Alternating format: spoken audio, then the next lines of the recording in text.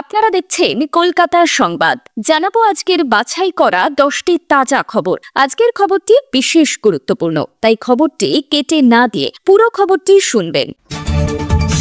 বন্ধ ইন্টারনেট পরিষেবা, মোতায়েন পুলিশ। মুখ্যমন্ত্রীর নির্দেশ মেনে আজই জঙ্গিপুরে জাকির হোসেন। উচ্চ মাধ্যমিকের খাতা দেখতে পারবেন চাকরিহারা শিক্ষকরা, অবস্থান স্পষ্ট করল সংসদ।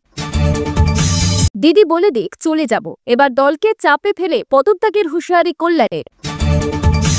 একাধিক রাজ্যে মুখ্যমন্ত্রী জেলে গেছে, এই রাজ্যে কেন নয়? সুপার নিউমেরারি পদ নিয়ে বিস্ফোরক দিল্লি। যাদবপুর বিশ্ববিদ্যালয় তৃণমূল ছাত্র পরিষদের পতাকায় আগুন, অভিযুক্ত সেই ইন্দ্রানুজ। চাকরিহারাদের নিয়ে রাজনীতি করবেন না, শিক্ষিকার কাতর আর্জি বিজেপি নেতাদের। অভিষেকের কেন্দ্রে ভোটের ফলকে চ্যালেঞ্জ করে হাইকোর্টে মামলা, ভিডিও ফুটেজ সংরক্ষণের নির্দেশ। কলকাতা সংবাদ, আপনার শহরের সঠিক খবর সবার আগে পেতে কলকাতা সংবাদ চ্যানেলটি সাবস্ক্রাইব করুন এখনই। বেল আইকনে ক্লিক করে নোটিফিকেশন অন করুন, যাতে কোনো গুরুত্বপূর্ণ খবর মিস না করেন। সত্য, নিরপেক্ষ ও দ্রুততম সংবাদ পরিবেশনের প্রতিশ্রুতি কলকাতা সংবাদ। সংশোধিত ওয়াকফ আইন প্রত্যাহারের দাবিতে মঙ্গলবার সন্ধে থেকেই উত্তপ্ত জঙ্গিপুর। শান্তি ফেরাতে তৎপর প্রশাসন। আগে এলাকায় 163 ধারা জারি হয়েছে, এবার সাময়িকভাবে বন্ধ করে দেওয়া হলো ইন্টারনেট পরিষেবাও। ঘটনার পর গোটা রাত পেরিয়ে গেলেও এখনও থমথমে জঙ্গিপুর মহকুমার রঘুনাথগঞ্জ ও সুতি এলাকা। মোতায়েন রয়েছে বিশাল পুলিশ বাহিনী। পরিস্থিতি খতিয়ে দেখতে আজই জঙ্গিপুরে যাওয়ার কথা বিধায়ক জাকির হোসেনের। ওয়াকফ আইনের প্রতিবাদকে কেন্দ্র করে মঙ্গলবার বিকেল থেকে দফায় দফায় উত্তপ্ত হয়ে ওঠে জঙ্গিপুর।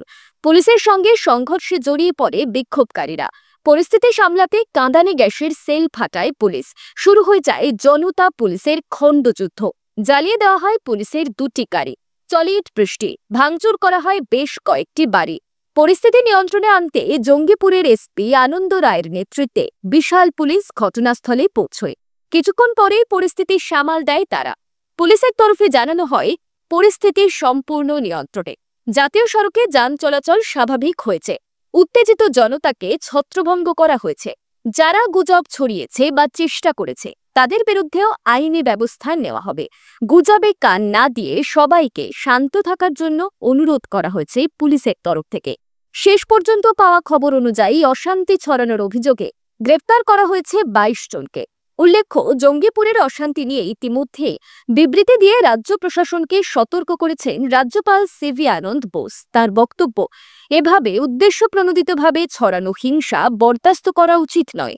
যেভাবে শান্তিপূর্ণভাবে রামনবমী মিটল, তাতেই বোঝা গিয়েছে প্রশাসন হিংসা নিয়ন্ত্রণে সক্ষম। মানুষও অশান্তি চায় না। শান্তি বিঘ্নিত করার যে কোনো চেষ্টা কঠোর হাতে দমন করা উচিত। রাজ্যপাল পরিস্থিতি নিয়ন্ত্রণে রাজ্যকে কড়া পদক্ষেপ নেওয়ার পরামর্শ দিয়েছে। সুপ্রিম রায়ে চাকরিহারা শিক্ষকরা চাইলে উচ্চ মাধ্যমিকের খাতা দেখতেই পারেন, সাফ জানালো সংসদ। তবে কেউ যদি ফেরত দিতে চান তাতেও বাধা দেওয়া হবে না বলেই খবর। অর্থাৎ চাকরিহারা উচ্চ মাধ্যমিকের খাতা দেখবেন কিনা সেই সিদ্ধান্ত তাঁদের হাতেই ছাড়ল সাংসদ। সুপ্রিম রায়ে রাতারাতি চাকরিহারা হয়েছেন রাজ্যের 26,000 শিক্ষক ও অশিক্ষক কর্মী। এদিকে মাধ্যমিক ও উচ্চ মাধ্যমিকের খাতা দেখা চলছিল। স্বাভাবিকভাবেই চাকরিহারা সমস্ত শিক্ষকের কাছেই কম বেশি খাতা ছিল, ফলত তাদের চাকরি বাতিল হতেই প্রশ্ন ওঠে মাধ্যমিক উচ্চ মাধ্যমিকের খাতার কি হবে। চাকরিহারা শিক্ষকরা কি খাতা দেখার অনুমতি পাবেন? যদিও বা অনুমতি পাওয়া যায়, সেক্ষেত্রে চাকরিহারারা কি আদেও খাতা দেখছে বা দেখতে চাইবে? মঙ্গলবার এ বিষয়ে অবস্থান করেছে সংসদ।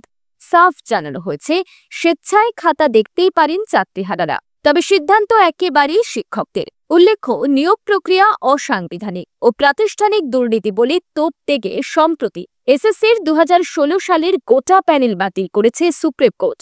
এক নিমেষে চাকরি হারিয়েছেন 26,000 শিক্ষক ও অশিক্ষক কর্মী। সোমবার নেতাজি ইন্ডোর স্টেডিয়ামে সেই চাকরিহারাদের মধ্যে যারা যোগ্য তাদের সঙ্গে কথা বলেন মুখ্যমন্ত্রী মমতা বন্দ্যোপাধ্যায়। বারবার জানান যোগ্য একজনেরও চাকরি যাবে না। একাধিক বিকল্প পরিকল্পনাও করা হয়েছে বলেও জানান তিনি। পাশাপাশি মুখ্যমন্ত্রী সকলকে নিয়মিত স্কুলে যাওয়ার কথা বলেছিলেন কাজ করে যান, বাচ্চাদের শিক্ষা দিন, 2 মাস কষ্ট করুন। তারপর অনেকেই যেমন স্কুলে যাচ্ছে, অনেকেই আবার সিদ্ধান্ত নিয়েছেন না যাওয়ার। ভিডিওটি যদি ভালো লাগে তাহলে একটা লাইক দিতে ভুলবেন না। আপনার জেলার খবর পেতে কমেন্ট বক্সে জেলার নাম লিখুন। ফিরে আসছি পরবর্তী খবরে। সম্প্রতি তৃণমূলের গৃহযুদ্ধ নিয়ে একটি ভিডিও সোশ্যাল মিডিয়ায় ভাইরাল হয়ে গিয়েছে, যা নিয়ে অস্বস্তিতে পড়ে গিয়েছে শাসক দল। আর এই পরিস্থিতিতে তৃণমূলের এক মহিলা সাংসদকে আক্রমণ করে রীতিমতো বোমা ফাটালেন তৃণমূল সাংসদ কল্যাণ বন্দ্যোপাধ্যায়। পাশাপাশি তিনি যে কোনো পদের পরোয়া করেন না এবং এই সমস্ত মহিলা সাংসদের কাছে যে তিনি মাথা নত করবেন না তা স্পষ্ট করে দিলেন শ্রীরামপুরের তৃণমূল সাংসদ। প্রসঙ্গত, এদিন সাংবাদিকদের মুখোমুখি হয়ে একের পর এক বোমা ফাটাতে শুরু করেন তৃণমূল সাংসদ কল্যাণ বন্দ্যোপাধ্যায়। আর সেখানেই তিনি যে পদের পরোয়া করেন না তা স্পষ্ট করে শ্রীরামপুরের তৃণমূল সাংসদ বলে, দিদি বলে দিক পদত্যাগ করে চলে যাব, কিন্তু এই সমস্ত অসভ্যদের সহ্য করব না। নেতাজি ইন্দোরে চাকরিহারাদের নিয়ে মমতার বৈঠকের নেট ফল শূন্য বলেই মনে করছেন বিরোধীরা। মঙ্গলবার ইকো পার্কে প্রাতঃভ্রমণ সেরে সাংবাদিকদের মুখোমুখি হয়ে শাসক দলকে তীব্র কটাক্ষ করলেন বিজেপি নেতা দিলীপ ঘোষ। মঙ্গলবার সুপ্রিম কোর্টে রয়েছে শিক্ষক নিয়োগের সুপার নিউমেরারি পদ সংক্রান্ত মামলার শুনানি। সে নিয়েও এদিন বিস্ফোরক দাবি করলেন দিলীপ। নেতাজি ইন্দোরের বৈঠক প্রসঙ্গে দিলীপ ঘোষ বলে, মমতা কোনো সমাধান করেন না, প্রতিশ্রুতি দেন খালি। শিক্ষকরাও জানতেন মিথ্যে কথা শুনতে যাচ্ছেন, মুখ্যমন্ত্রীর ওপর ভরসা রেখেছেন, তাদেরও দোষ নেই, কিন্তু ভরসা রেখেই দুরবস্থা হয়েছে। ইউক্রেন থেকে যে হাজার হাজার মেডিকেল পড়ুয়া ফিরেছিল তাদের অভিভাবক সহ ডেকে মুখ্যমন্ত্রী বলেছিলেন আমি দেখে নেব। তারা আজ কোথায়? মমতা ব্যানার্জি কি করেছেন তাদের জন্য? দিলীপের দাবি, মমতা যদি সত্যি চাকরি বাঁচাতে চাইতেন তাহলে যোগ্য অযোগ্য তালিকা দিয়ে দিতেন। বিজেপি নেতার স্পষ্ট মন্তব্য, ওনার পার্টির লোকেরা টাকা নিয়েছে, তাই ওদেরই 5 বছর ধরে চাকরি প্রার্থীরা রোদে জলে বসে রয়েছে। কেউ প্যারা টিচার, কেউ পার্ট টাইম। তাদের সঙ্গে মমতা ব্যানার্জির সরকারের কেউ দেখাও করেন না। কিছু হলে টাস্ক ফোর্স গঠন করা মমতার ফ্যাশন, তার কোনো রেজাল্ট আসে না, কোনো সমাধান হয় না। সুপার নিউমেরারি পদ তৈরির কেলেঙ্কারিতে মন্ত্রিসভার সকলেই যুক্ত বলেই দাবি দিলীপের। এমনকি শিক্ষামন্ত্রী, শিক্ষা সচিব ও মুখ্যমন্ত্রীও জড়িত বলে অভিযোগ তার। দিলীপ বলেন, এ ধরনের মামলায় একাধিক রাজ্যে মুখ্যমন্ত্রী জেলে গিয়েছেন, পশ্চিমবঙ্গের কেন যাবেন না? মুখ্যমন্ত্রীর দল, পরিবার, সরকার ফায়দা লুটছে, সাধারণ মানুষ ক্ষতিগ্রস্ত হয়েছে। অন্য রাজ্যের উদাহরণ টেনে এনে কি চুরির অধিকার পেয়ে গিয়েছেন মুখ্যমন্ত্রী? শিক্ষামন্ত্রী ব্রাত্য বসুর গাড়ির চাকায় চোখে আঘাতের অভিযোগের পর ফের শিরোনামে ইন্দ্রানুজ রায়। প্রকাশ্যে তৃণমূল ছাত্র পরিষদের দলীয় পতাকায় আগুন লাগিয়ে দেওয়ার অভিযোগে আরএসএফের ওই সদস্যের বিরুদ্ধে অভিযোগ উঠল। তৃণমূল ছাত্র পরিষদের অভিযোগ, মঙ্গলবার সন্ধ্যায় বিশ্ববিদ্যালয় ক্যাম্পাসের 4 নম্বর গেটের কাছে পতাকায় আগুন লাগানো হয়। তাদের দাবি, ওই ঘটনা ঘটিয়েছেন ইন্দ্রানুজ রায়। এই বিষয়ে যাদবপুর বিশ্ববিদ্যালয়ের তৃণমূল ছাত্র পরিষদের সভাপতি কিশলয় রায়ের অভিযোগ, আমাদের তৃণমূল ছাত্র পরিষদের পতাকায় আগুন লাগিয়েছে ইন্দ্রানুজ। প্রকাশ্যে এই ঘটনা ঘটানো হয়েছে। বারবার এই গুন্ডামি সহ্য করা হবে না। যে শাসনের বা প্রতিবাদের কথা ওরা বলে, সেই একই পথে এবার ব্যবস্থা হতেই পারে। যদিও এই প্রসঙ্গে অভিযুক্ত ইন্দ্রানুজ রায় বলছে, তৃণমূল ছাত্র পরিষদের পতাকায় আমাদের তরফে আগুন দেওয়া হয়েছে, এটা সত্যি, কিন্তু অন্য কোনো রাজনৈতিক সংগঠনের পতাকায় এভাবে আগুন লাগানো যায়? এই প্রশ্নের উত্তরে ইন্দ্রানুজ রায়ের দাবি, শুধু মুখেই গণতন্ত্রের কথা না বলে যদি সেরকম কাজ করত ওরা, তাহলে আমরা গণতন্ত্রের ভাষায় কথা বলতাম, কিন্তু তারা মারার চেষ্টা করেও পার পেয়ে যাবে। বিরোধী মনোভাবাপন্ন ছাত্রদের প্রতিবাদের মাসুল হিসাবে নোটিশ পাঠাবে, তার প্রতিবাদ হিসাবে এছাড়া কোনো উপায় দেখি না।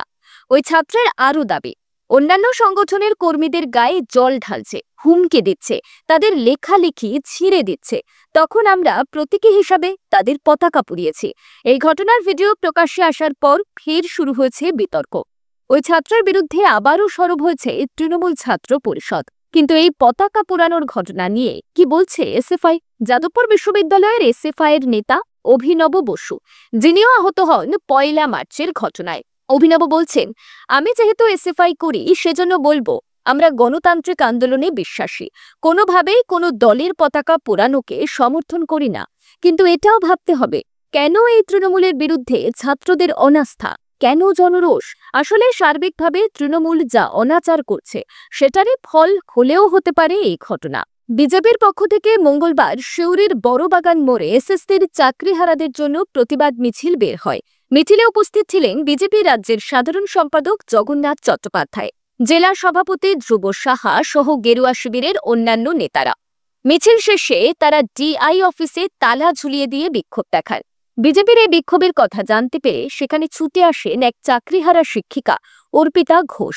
হাত জোর করে বিজেপি কর্মীদের বলেন, অনুগ্রহ করে আমাদের নিয়ে রাজনীতি করবেন না, এটাকে ইস্যু করবেন না।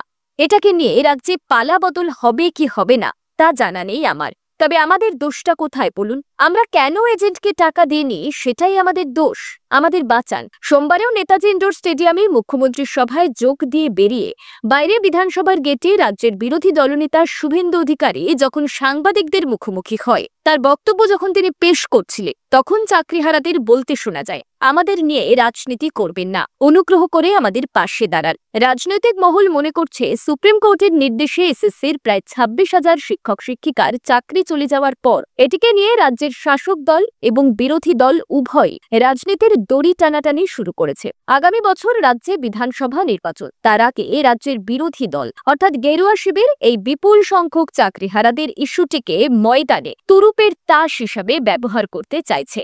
এতেই আপত্তি রয়েছে যোগ্য চাকরি প্রার্থীদের, কারণ তারা মাথা উঁচু করে বাঁচতে চান, কোনো অনুগ্রহ নয়, কোনো ভলান্টিয়ার সার্ভিস নয়, সমাজের কারিকর্তারা। তাই তারা তাদের ন্যায্য অধিকার পেতে চান। মঙ্গলবার জেলায় জেলায় বিজেপি নেতাদের ডিআই অফিসের সামনে বিক্ষোভ এবং তালা ঝুলিয়ে দেওয়া কর্মসূচি ছিল।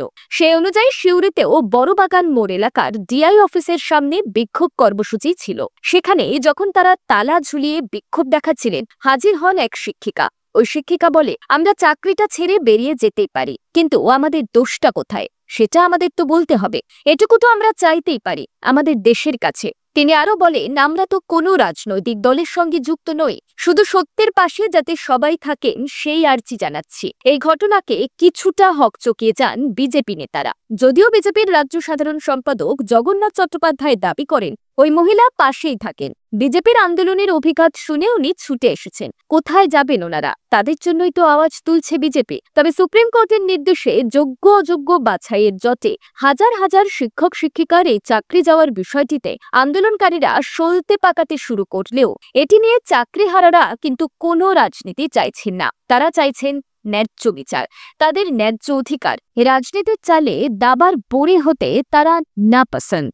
ডায়মন্ড হারবার কেন্দ্রের নির্বাচনী প্রক্রিয়া ও ফলাফলকে চ্যালেঞ্জ করে মামলা কলকাতা হাইকোর্টে। মামলাকারী ওই কেন্দ্রেরই বিজেপি প্রার্থী। মঙ্গলবার সেই মামলার শুনানিতে বড় নির্দেশ দিল আদালত। 2024 লোকসভা নির্বাচনে ডায়মন্ড হারবার লোকসভা কেন্দ্রে নির্বাচন প্রক্রিয়া ও ফলাফলকে চ্যালেঞ্জ করে হাইকোর্টের দ্বারস্থ হন বিজেপি প্রার্থী অভিজিৎ দাস ওরফে ববি। তার আইনজীবী বিল্লাদল ভট্টাচার্য বলেছেন, ওই নির্বাচনী এলাকায় উল্লেখযোগ্য সংখ্যক জালিয়াতির ঘটনা ঘটেছে এবং আমি আশা করি আদালতের এই আদেশ তা প্রকাশ্যে আনবে।